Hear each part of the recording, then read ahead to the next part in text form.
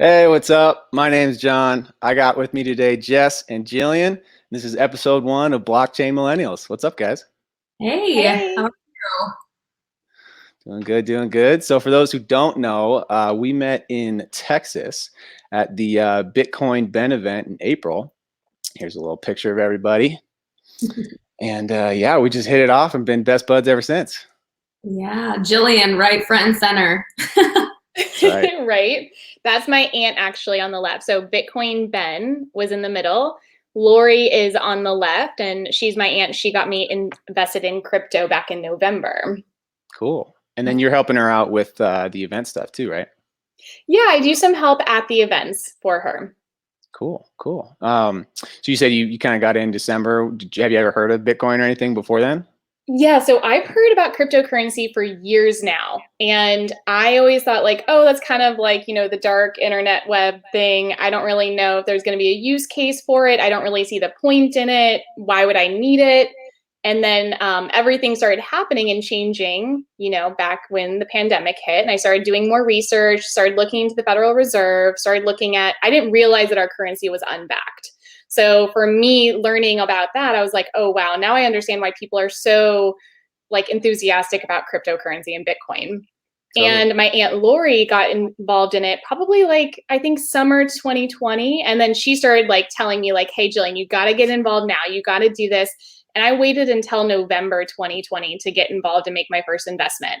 And then the first event for Bitcoin branches, which Bitcoin Ben, and my aunt Lori, she's the one that created Bitcoin Branches US, and she partnered with Bitcoin Ben, and they started doing these quarterly events. And the first one was January 2021. So I went there, and it was just kind of like, whoa, everything started to make sense. I got really interested, and that's when I started doing more research and getting really excited about it, because I didn't realize that there was this whole thing like blockchain. Like, what is this? And I was hearing these words like smart contracts, and I had no idea what any of it was. And the more I learned, the more I realized like this is revolutionary. And when people say this is the next .com boom, like I believe it.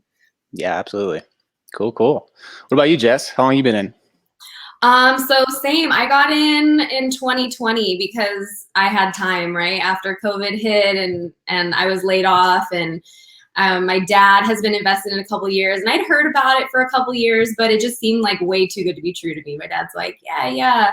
Talking about his big thing was Divvy, loves Divvy. And I'm just like, wait, so you're gonna put money in and then you're gonna get this much money every month? I just don't get it. I mean, I understand dividends, but my dad just made it seem too good to be true. He sent me the white papers. I was like, oh, so this is a thing. Okay, cool. And after I read about it, I was like, okay, now I'm going to look into Bitcoin a little bit more. Didn't invest in Bitcoin first. I invested in Chainlink first, actually. And yeah, so I think my first investment was April of 2020. Cool. And I've been ever since. Nice. Yeah, well, you're big into all the altcoins, Jess. First time I met you, you were like, oh, this, and this. And I was like, I don't even know any of these altcoins. So you're ahead of me in that facet. So that's pretty cool. Digibyte is my fave. Oh, yeah. And Jess, can you explain why you got involved with Chainlink first? Like, what drew you to that? Okay, so to be honest, I didn't look too deep into the project when I first invested. So what happened was my brother was over at my house. My dad had been trying to get me into Litecoin, actually. He's like, oh, it's so cheap right now. And I kick myself every time I think about it, because I think when my dad first started talking about it, it was like at $65, something like that. And I got in way higher, but whatever, it's fine. I know where it's going. But Dude, I was buying Litecoin, I think. So in 2017, I've been in since back then, since that bull market. I think I was buying Litecoin at like 300, 400, because I bought Bitcoin first when it was super cheap, like 2,500, $3,000, and I wrote it up like perfectly. I mean, it's just luck. And then I remember I swapped all of it into Litecoin to thinking, Litecoin was going to go to thousands or whatever.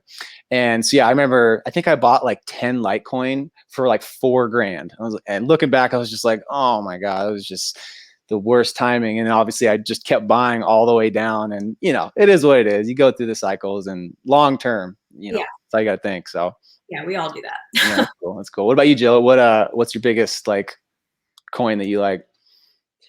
Ooh, there's so much information like coming out about different coins too. Like I actually kind of am excited about XRP right now, and it's super controversial. But my little bit. majority holdings, Yeah. but my majority holdings are Bitcoin, Ethereum, and Cardano. My favorite is Cardano. I just really like their message, and I got lit up when they started talking about creating, like putting educational records, academic records for people in Africa, students in Africa, on the blockchain. So having this data tracking system, which I'm not totally educated about it, I don't know all the ins and outs, but for me as a teacher, I was like, this is incredible. So I get really excited about that. And I love how, I think it's Charles Hodgkins, is it? Mhm. Is that how you pronounce his name? Yeah. So he doesn't care about the price. He doesn't care about like, okay, is it going to be going up or down? He's all about the fundamentals, and is he creating something that is solid, that's going to last, and that's going to benefit humanity? And that is what I really resonate with. Yeah, Yeah, definitely. I really like anything you can stake too. Mm. Yeah. Mhm. I mean, you can, lock up Bitcoin and Ethereum in like, third party like BlockFi and get, 5, 6, 7%. But yeah, some of the staking coins like Cardano, I know you can stake Cardano, Divi obviously, and a handful of other ones too. But some of them are tricky. Some like I don't know. You either have to be in the native wallet or there's smart contracts to do it. I mean, I love Divi just because it's so straightforward. You literally just buy the token, send it to the wallet, one click, little swipe thing, and you're staking. And then same thing with the master nodes. It's just awesome. Like, yeah, I'm huge on Divi too. So, but yeah, that's cool. So what do you guys think of the market right now? Where do you guys think we're at? Are we gonna keep crashing, or you think that's it? I think they're like shaking everybody out right now. I think that we're about to go back up. And I mean, there's these huge like whales buying, right? Oh yeah. And it's like all these huge companies and everything getting in while it's low. I feel like there's somewhat of market manipulation going on that's causing these things to happen like through the exchanges. And it's kind of unfortunate because like everyday people should be getting into crypto right now while it's so low, but everybody's so afraid. And so yeah. Dude, I'm pushing so hard right now to get people in because it's like 50, 60% off on some of these coins. And I don't know if this, Wyckoff thing on the screen is going to play out, but it's tracking pretty good. And to me, I just feel like if that was it and that was the bull market, it's like one of the shortest bull markets that there ever has been. And in a time and in an environment where it's not just retail driven anymore. I mean, there's hundreds of millions of dollars pouring into this, with institutional money pouring into the space. I'm sticking to it that this is just reaccumulation, and I think probably mid to late summer and then into the fall things are going to get insane. I just think we're not even close to being done. Yeah. Well, I mean, you only lose money when you sell, right? Yeah, that's my motto. Yeah. I know. I'm still in the unrealized loss phase of my portfolio, and I'm going to keep it there, and I'm going to write it, HODL. Totally. Yeah. I used to like every morning I would like wake up and that's the first thing I do. And now I know my portfolio looks like, and I mean, I know where it's going, so I'm not too sad about it, but I'm not running to look at my portfolio every morning right now. Yeah, it does hurt. It does suck waking up and seeing, it's just funny having your wealth kind of on paper. I mean, obviously, you can go to sell, but I'm so cash broke right now that it's just insane. Crypto rich, but cash broke. I made that mistake. I invested a little bit more than I should have. And especially as a teacher, I have, the summer where I need to prepare financially. And I'm like, I don't want to sell right now when we're, in this lower phase or in the dip. So I made that mistake. And, we all make mistakes when we first get into crypto. We make bad investment decisions. We make trades we shouldn't have. And it's all part of the process. And what I realized is when you feel that fear or that FOMO, that's probably not the time to purchase or sell, for me at least. No, absolutely. Yeah. I mean, that's part of, to kind of plug all of our little businesses. I mean, we're all in kind of getting into the education part of cryptocurrency because there's a lot to it. Like I remember, I think it was 2018 when I was still buying Litecoin all the way down. When I was watching Bitcoin Ben's channel, I got scammed. I got convinced someone, a little fake Bitcoin Ben message, like emailed me and was like, "Hey, are you interested in a mining operation?" I was like, "Oh, Bitcoin, man, sure." So I ended up, I still played it like kind of cool. I only put like maybe 10 or 15 Litecoin I sent them, but it's just like that pit in your stomach when you realize you get scammed, and it's just like it's terrible. There's just so many shitheads out there trying to steal your money. So. And and you're young. So when you already know that phishers are, where people are scammers are out there, and you still got scammed. So it's one of those things that we really need to warn people about. Yeah, sorry, Jess, absolutely. I interrupted you.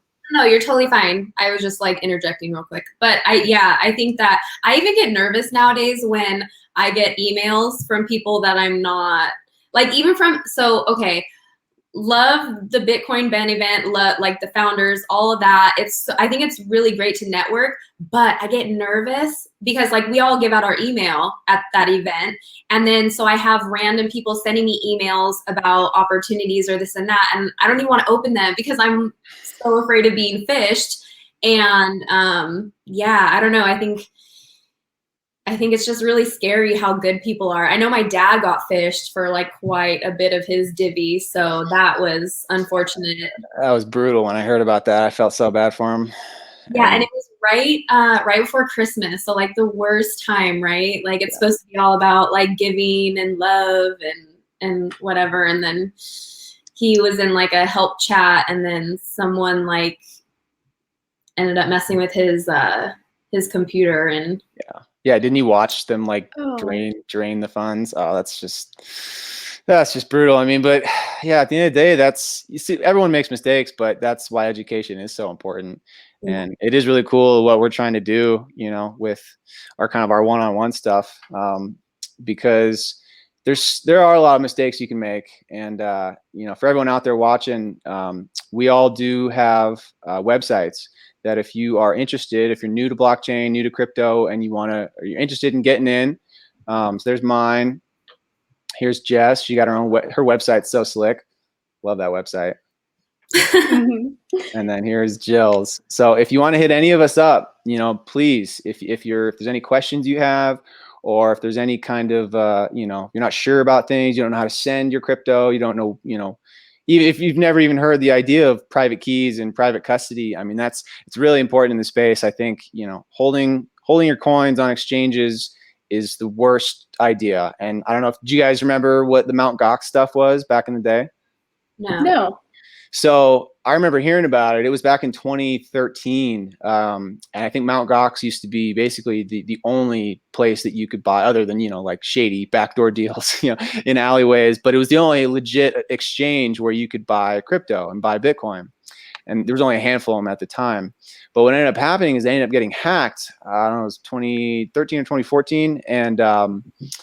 And the lawsuit, there was a big lawsuit, and everything went to court. And so all the funds were essentially locked up for like 4 to 5 years. And it's only a couple of years ago that the funds were released. And I think some people got them, like their whole holdings back. Some people only got portions of their holdings back. But at the end of the day, it's like, you buy something at like $400 or $500 back then, and now it's worth, tens of thousands of dollars, and you don't have access to it, and you can't swap it, you can't sell it, you can't do anything. So that's always, is it likely that that'll happen with Coinbase? Maybe not. But at the end of the day, if there's any chance of any third party that holds your money, holds your crypto, getting hacked, I mean, exchanges get hacked all the time. I mean, these kind of shady ones all around the world. So you just have to be really careful. And, that's the first thing I always bring up to people with my appointments, is that private custody is my number one, my go-to. As soon as you buy it and as soon as the exchanges releases your coins, get that shit out of there. Don't let them hold your money and then do what the banks do and make money off of your money, So that's what I preach. Yeah. And just for anyone, sorry. No, go ahead. Well, I just want to say, like, we purchase on exchanges. So like I use Coinbase for anyone that's new. You use an exchange to purchase your crypto, and then you transfer it to a wallet. Like you're your own bank, so you transfer the coins in there. And that's kind of a tricky process. It's a confusing, and I couldn't do it alone. I had my aunt had to walk me through it. And that's why we hold these appointments, because it is kind of like, am I sending it to the right place? And you could easily send your crypto somewhere that you shouldn't be sending it to. And then you don't have it, you can't get it back. It's not like, oh no, fight it with your bank. You can't do that. Yeah. exactly. Think about it too, like, okay, if you're like going out, if you're having a night out with your friends, right? Are you gonna hold your money or are you gonna give it to your friend to hold, right? You're going out to drink, right? Who's gonna be responsible for your money? Wouldn't you rather it be you? Exactly. Well, yeah, and now it's like I always equivalent it to crypto is just the best money that's ever existed, and you can hold your cash, but at the end of the day, someone can just swipe it from you. They can steal it. They can put a gun to your head and take it from you. Can't really do that with crypto. That's these days at least. I mean, eventually people will kind of figure out how it all works, but give me your private seed, give me your seed phrase, But at these days, I mean, to be able to hold your money in an asset that is going to be growing for the rest of our lives, and to be able to, unlike gold, you can send it around the world for a penny, a couple pennies, and it's the best and it's the coolest invention I've ever seen. So we all love it, but yeah. But yeah, there's a lot of mistakes you can make, and I think it's really important that education is a big part of it before you put big funds in. Understand how to send crypto, understand how to how that process works. Because I mean, back when I was still kind of new to it, I remember I would send to some of these exchanges to do swaps, and I would be sending Bitcoin to swap for another altcoin, and it would take hours. And I would just be pulling out my hair going, what is going on? Why is this taking so long? What happened? And sometimes that's just, the blockchain's slow, and that's how it happens. And then so when you get in that panic state, that's when you start to make mistakes. And that's also how scammers will take advantage of you too. They want you to be in that panic state so that you just, oh shit, I got to click on this link, and that's too late. So yeah, it's knowing what you're doing before you do it is a huge part of this. And that's kind of the service that we all provide. We want to help people avoid those mistakes and understand, that when they send their crypto, it's going to show up where they want. So yeah. And I mean, get as many people in like right now while it's cheap, like early adoption is great for people, and to get more everyday people as opposed to these huge companies that are coming in and like swooping on Bitcoin and stuff. Yeah, definitely. I can't stand Elon. I can't really stand Elon Musk either. And he has a lot of questionable things about him. And honestly, with the market manipulation. Yeah. What was that? I say that dude's so suspect now. Like, I used to want a Tesla, and now I just like, that dude's just a clown, because he understands this stuff. It's not like he's a dumb guy, but he's saying these stupid things on purpose, to flood the market and probably to buy more. So. And then I have friends sending me like screenshots of his tweets, be like, see, I told you so. Bitcoin's going to zero. And I'm like, no, it's not. But it works for some people, like the new people that don't understand the fundamentals of blockchain, or don't even understand like how this technology will be like a huge part of our lives in the future. They think, oh, Bitcoin is a scam. It's going to go to zero. It's all speculative. It's not. Like, it's something that's really going to benefit us. And I mean, it might take 10 years for everyone to adopt it, but we're going there. Yeah. And when people say it's a scam, they think, oh, they associate it to the tulips, it's just speculation.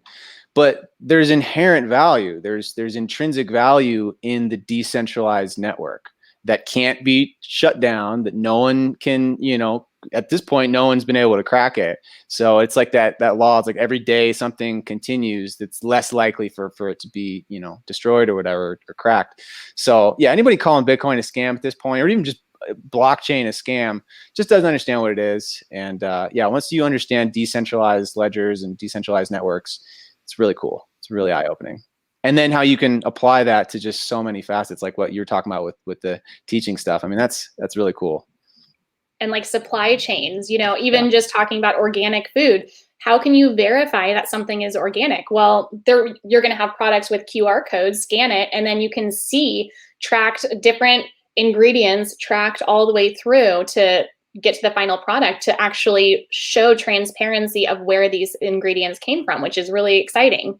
Yeah, is that Origin Trail, I think, does that? Yeah. Super cool. Yeah. I mean, once you kind of get the blockchain is going to decentralize everything that's centralized, it's so cool. And you can put that, any corrupt sluggish system that isn't efficient is just going to be flipped on its head and replaced with a blockchain and replaced with tokenomics that the users get to govern, and the users get to decide how that gets played out. I mean, that's just such a cool concept that it's just gonna flood the entire earth with this stuff. It's awesome. Yeah. The 20s, what a time to be alive. Seriously though. Yeah. It's awesome. And like, I think it's really great too, because we are living in this weird time that a lot of people, like, no matter what their political views are, they don't really trust the news. Mm-hmm. And like, what are we not hearing? What are we hearing that's fake? What are we hearing that's real? Like, it's really hard to like distinguish between all those things. Mm-hmm. And I think blockchain is gonna swoop in and just be like, hi, no, NPR, here's the real news. And yeah, I think it's great.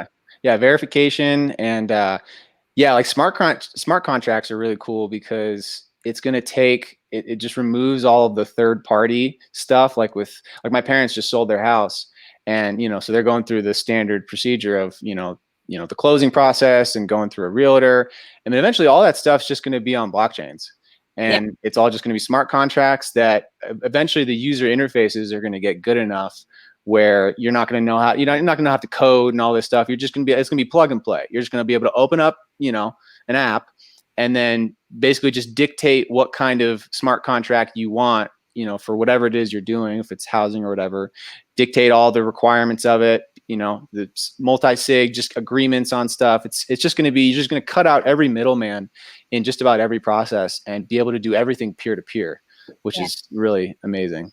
So yeah, looking forward to it. So what do you guys think of the news about McAfee? You think he's dead? I don't know. Yes. I think he's dead. Yeah. I don't know. That dude was facing some serious charges. I think we can pull up this one article, and it was talking about how, where is it? Let me find it. McAfee, there we go. So, I don't know. It seems sketchy. All this stuff, and then his Instagram went down. But so on June 23, British-born U.S. antivirus software entrepreneur McAfee committed suicide in Barcelona prison. How did he die? By hanging, huh? All right, here we go again. I don't know. Well, not only that, but like he has a roommate, a cellmate that was just like not there, I guess. I don't know. I feel like anytime like stuff like this happens when people are in prison, it's like, okay, sure. This dude was going to be extradited back to the States and was going to spend the rest of his life in jail if convicted. So I don't know. I'm not saying he faked it. We'll see what happens. I mean, he's old, so like the rest of his life isn't like that long. For sure. But still, the life that he was accustomed to, I doubt he'd want to spend the rest of his life in jail. So I don't know, maybe. But then there's all that weird stuff with his Instagram and how it like got deleted, but his weird last posts like cute and stuff. Like, who knows? Yeah, that was really interesting. Yeah, and we can't probably say that letter because like shadow banning is real here. No. But it was weird that was posted on his Instagram right after he died. Yeah, super weird. And he also had like a past with cryptocurrency. And I don't really know. I just started learning about this guy yesterday, but didn't he have like a pump and dump scheme or something where he like made $13 million by pumping up a coin and then like selling his coin of that? Do you guys know about that? Yeah, I'm pretty sure. There's something here. I can see if I can pull up the article, but yeah, he's kind of, I don't know. He's got a shady past for sure. And then there's obviously, he was, accused of tax evasion and all that, which is kind of some bullshit. But yeah, I can't find it. Oh, sorry. It's my little puppy. What I found really interesting, there's this gal, Samantha Marica. I don't know if that's how you pronounce her last name, but she was talking about the documentary that, who was it? It was, the producer was Chi Young Park. And in 2018, he made that documentary called Gringo. which really painted John in a really bad light. And Samantha started to go on and talk about when you do that, it already shapes public opinion of someone. So whether, I mean, and like what Jess was saying, we're so many people right now are like, well, what's the truth? Because we've been lied to in so many ways that it's really hard to find information or trust information that we're receiving. Yeah. So this producer also created a documentary about Hillary Clinton in 2020 in a positive light. So you can see that there's already bias. And so when you're shaping public opinion through this documentary, and then this comes out in 2020, most people probably think like, yeah, maybe he was murdered. Like maybe it wasn't suicide, because he also had a tattoo and said like, if I commit suicide, it wasn't me. Yeah, he even stated that like 6 months ago. He's like, I'm happy. The food's great here in prison. Like I got friends. Like I am not going to kill myself. And then lo and behold, he kills himself. So I don't know. We'll wait to see. I'm sure the autopsy stuff. I know the judge ordered an autopsy of it. So we'll wait to see, you know, end up being like the Epstein thing where the noses were just completely different. It's like, yeah, all right. So we'll see. And it makes us, the people, think, well, why would I really care if this guy is so horrible, if he was, if he committed suicide or was murdered? And that's the problem, I think, because who knows if all that information in that documentary was real? Who knows what's going on with the tax evasion? And I mean, he claimed to have information on politicians as well. So yeah, that's my thing. I think he knew some shit, and you know, so he was going to get extradited back to the U.S. and you know, he could have even cut a deal already, and maybe so. There's incentives for both. There's incentive for him to actually, you know, get taken out, and then there's also the incentive for him to kind of fake it, and maybe just go on an island and spend the rest of his life there. So yeah, who knows? Who knows? We'll see. Yep. Well, cool, guys. It was good chatting with you guys today. I think we had a great first episode. I think we're going to do this every week, huh? Yeah, definitely. Yeah, let's do it. Cool. All right. Well, like again, my name's John, Jess, Jill. And if you guys, like I said, if you guys want any help with getting into cryptocurrencies, go ahead and book an appointment with any one of us. We're all very, you know, suitable to help. And yeah, we'll just go from there. Thank you. Okay, all right, guys. Bye. Bye.